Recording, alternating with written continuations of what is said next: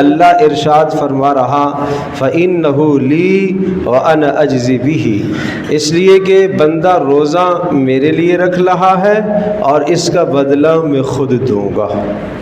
یہ 700 تک کی بات نہیں ہے، یہ 1 پر 10 کی بات نہیں ہے، میں خود دوں گا، کتنا دوں گا وہ اللہ ہی جانتا ہے۔ کیوں؟ اب اگلا جملہ سنیے گا کیوں۔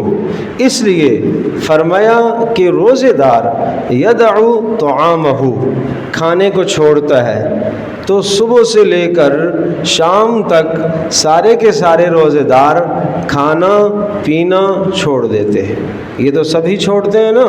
اب اگلا جملہ سنیے گا، یدعو طعامہ وشہوتہ، اور اپنی خواہش کو بھی چھوڑ دیتا ہے، خواہش کو چھوڑ دیتا ہے، جنسی تسکین بھی مراد ہے، خواہش کو چھوڑ دیتا ہے۔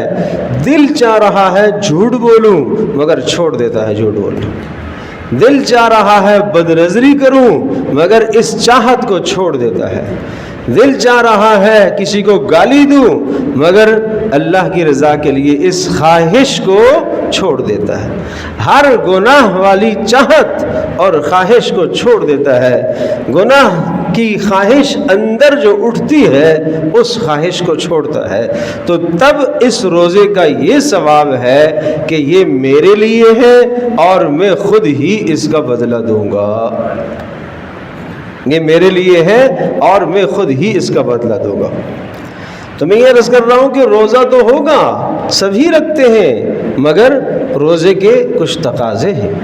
اب ایک دوسری حدیث میں ذہن نشین فرمائیے، بخاری شریف کی روایت ہے، پیارے رسول صلی اللہ علیہ وسلم نے ارشاد فرمایا، من صام رمضان ایمانا واحتسابا غفر له ما تقدم من ذنبه، جس نے رمضان کا روزہ رکھا ایمان کی حالت میں، ایمان اللہ پر توکل، اللہ پر بھروسہ، اللہ کا حکم سمجھ کر، اللہ کا خوف دل میں بیٹھا کر روزہ رکھا، واحتسابا ثواب کی امید رکھتے ہوئے روزہ رکھا، صبح سے جب سحری کھائے اس وقت بھی دل میں یہ خیال ہو اس پر اللہ اجر دے گا، شام جب افطار کرے تب بھی دل میں خیال ہو اس پر اللہ اجر دے گا، ثواب کی امید رکھے تو کیا ملے گا؟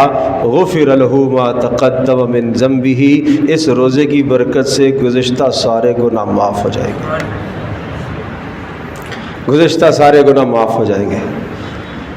اب تیسری بات ذہن نشین فرمائیے روزے سے متعلق، روزہ تو رکھا مگر روزے کے تقاضوں کا خیال نہ کیا، روزے کے آداب کا خیال نہ کیا۔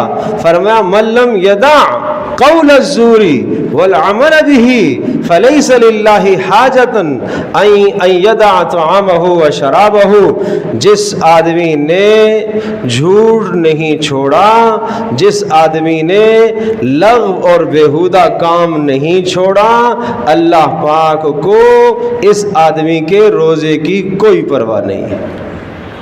یہ بھوکا رہے، یہ پیاسا رہے، اللہ کو اس کے روزے کی کوئی پرواہ نہیں ہے، کوئی اللہ کے یہاں اسے اجر نہیں ملے گا، کیونکہ روزے کے تقاضوں کو پورا نہیں کر رہا۔ تو یہ 3 حدیثیں میں نے آپ کے سامنے روزے سے متعلق بیان کی ہیں۔ پہلی حدیث کہ ہر عمل کا ثواب 700 گنا ہے مگر روزے کا ثواب اللہ خود عطا کرے گا۔ دوسری حدیث کہ جس نے ایمان اور ثواب کی امید سے روزہ رکھا اس کے گزشتہ گناہ معاف ہو جائیں گے۔ تیسرا کہ جس نے روزہ رکھ کر بیہودہ باتوں کو اور جھوٹ کو نہیں چھوڑا، اللہ کو ایسے شخص کے روزے کی کوئی ضرورت نہیں۔